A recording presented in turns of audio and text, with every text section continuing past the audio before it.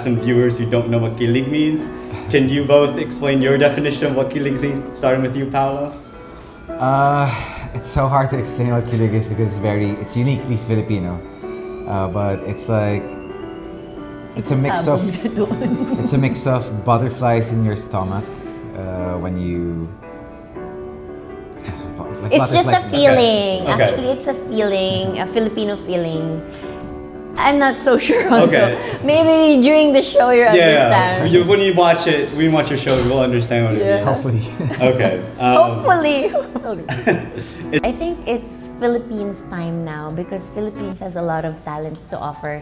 Singing, dancing, all forms of entertainment. Filipinos has it. And acting. So I think it's time for Filipinos to be known worldwide. Thank you. Isang nakakakilig at honest na kwentuhan ang ibinahagi ni Kim at Paolo sa isang exclusive backstage interview sa kanilang tour sa Amerika.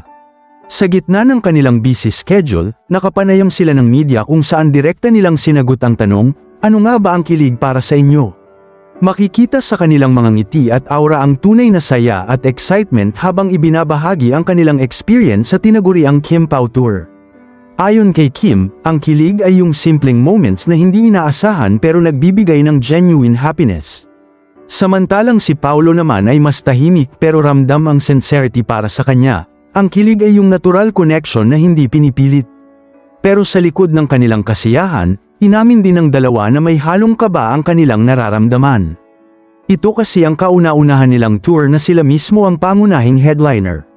Walang ibang sasalo sila ang magdadala ng buong show. Kaya naman hindi maiwasan ang pressure. Gayunpaman, imbes na pangunahan ng takot, pinili nilang gawing inspirasyon ang suporta ng kanilang fans. Ayon sa kanila, tuwing nakikita nila ang crowd na puno ng energy at pagmamahal, nawawala ang kaba at napapalitan ito ng excitement. Hindi rin nakalimutang magpasalamat ni Kim at Paolo sa kanilang mga supporters na walang sawang sumusuporta sa kanila lalo na sa kanilang journey bilang tandem.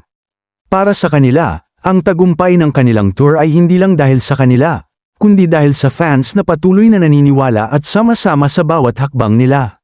Sa huli, pinatunayan nila na ang kilig ay hindi lang basta pakiramdam. Ito ay koneksyon, tiwala, at tunay na saya na ibinabahagi nila sa isa't isa at sa kanilang fans. Anong masasabi ninyo sa lalim ng relasyon ni Kim at Paolo ngayon?